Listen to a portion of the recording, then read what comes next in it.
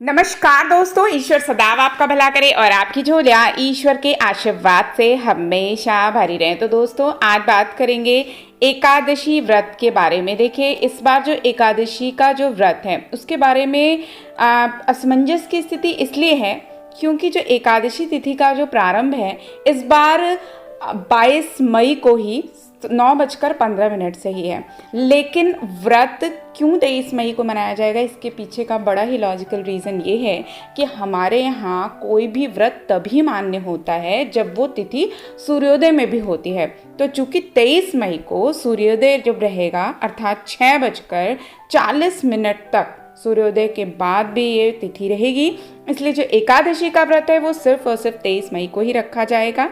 और यदि इसके पारण की बात की जाए तो इसका पारण रहेगा 24 मई को और इसका शुभ समय रहेगा 5:26 से लेकर सुबह 8:10 तक का।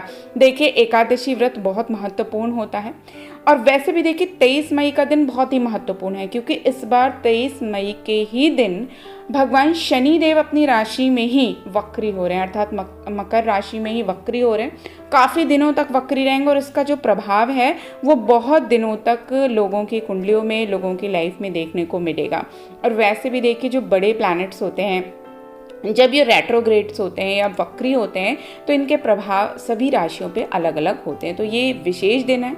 इस दिन एक तो आपको सुबह ही स्नान करके भगवान विष्णु के नाम का जाप करें या ध्यान करें या विष्णु सहस्त्र नाम का आप जप करें। इसके अलावा आप इस दिन विशेष रूप से, चूँकि इस दिन रविवार भी है, तो आप भगवान सूर्य देव को जल भी अर्पित करें और इस दिन पूरे दिन हो सके तो फलाहार ही करें। यदि आपसे फलाहार पे नहीं रह पाते हैं तब आप एक समय भोजन ले सकते हैं। और जो सबसे बड़ी बात होती है किसी भी व्रत को करने की, वो होती है इस दिन पूरी तरीके से आपको संयम में रहना होता है। संयम अर्थात अपनी वाणी का संयम, अपने मन का संयम, अपने विचारों का संयम।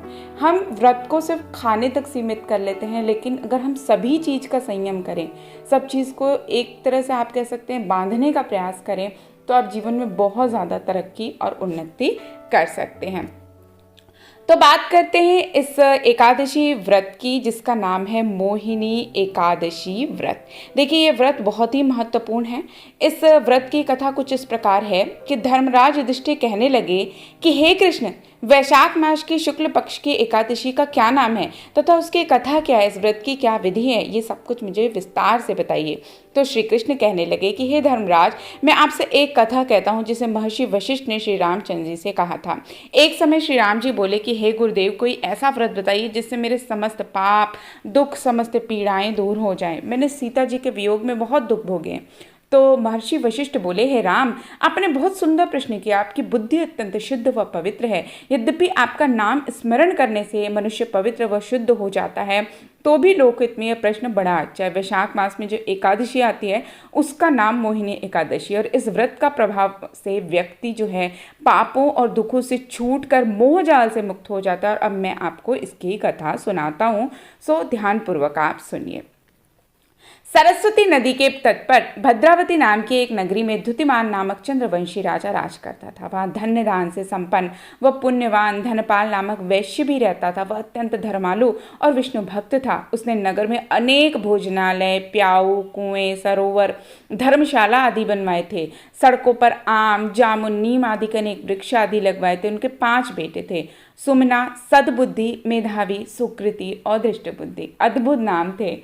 आप समझ सकते हैं कि नामों में ही कितने सारे रहस्य छुपे हुए हैं।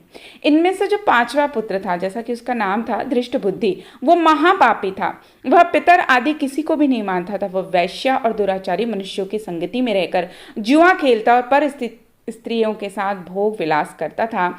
साथ ही साथ मदिरा और मांस का सेवन करता था। इसी प्रकार अनेकों कर्मों में वो अपने पिता के पैसे को नष्ट करता था। इसी कारणों से दुखी होकर पिता ने उसे घर से निकाल दिया और घर से बाहर निकलने के बाद वह अपने गहने कपड़े बेचकर अपना निर्वाह करने लगा। जब सब कुछ नष्ट हो गया तो वो वैश्या और दुराचारी साथियों ने उसका साथ छोड़ दिया। वह भूख प्यास से बहुत ज़्यादा दुखी रहने लगा और कोई सहारा न देखकर वह चोरी करना सीख गया। एक बार वह पकड़ा गया तो वैश्य का पुत्र जानकर चेतावनी देकर छोड़ दिया गया, मगर दूसरी बार फिर पकड़ में आ गया। अब इस बार राजा ने इस बार उसे कारागार में डाल दिया और कारागार में उसे अत्यंत दुख दिए गए। बाद में राजा ने उसे नगरी से निकल जाने को कहा।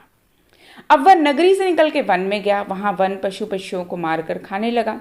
कुछ समय पश्चात वह बहेलिया बन गया और धनुष बाण लेकर पशु पक्षियों को मार मार कर खाने लगा। एक दिन भूख प्यास से व्यथित होकर वह खाने की तलाश में घूमता हुआ कौंडिन्य ऋषि के आश्रम में पहुंचकर, उस समय वैशाख मास था और ऋषि गंगा स्नान कर कर आ रहे थे। उनके भीगे वस्त्रों के छींटर जैसे ही उस पे पड़े, उसमें कुछ सद्बुद्धि आ गई। वह कौंडिन्य मुनि से हाथ जोड़ के कहने लगा कि हे मुनि, मैंने पूरे जीवन में बहुत पाप किया। आप इन पापों से छूटने का कोई साधारण सा उपाय बता दे जिसमें धन भी ना लगे। उसके दीन वचन सुनकर मुनि ने प्रसन्न होकर कहा कि तुम वैशाख शुक्ल की मोहिनी नामक एकादशी का व्रत करो, इससे समस्त पाप नष्ट हो जाएंगे। मुनि के वचन सुनकर वह अत्यंत प्रसन्न हुआ और उनके द्वारा बताई गई विधि के अनुसार व्रत को किया। हे राम, इस व्रत के प्रभाव से उसके सब पाप नष्ट हो गए। अंत में वह गरुण बनकर विष्णु लोक को गया और इस व्रत से मोह आदि सब नष्ट हो जाते हैं और संसार में इस व्रत से श्रेष्ठ कोई व्रत नहीं है। और इसके महात्म को पढ़ने से अथवा सुनने मात्र से भी माना जाता है कि 1000 गौदान के बराबर का फल प्राप्त होता है। दोस्तों, ये बड़ा अद्भुत दिन है, चूंकि इस दिन शनिदेव भी वक्री हो रहे हैं और रविवार भी है, साथ ही साथ एकादशी तिथि है। तो इस दिन आप एक उपाय ज़रूर करें। आप 1 या 5, जितनी आपकी श्रद्धा हो सके, आप पीपल के वृक्ष लगाएं। यदि आप इस दिन पीपल के वृक्ष लगाते हैं तो आपको इसका जन्म जन्मांतर तक लाभ मिलता है।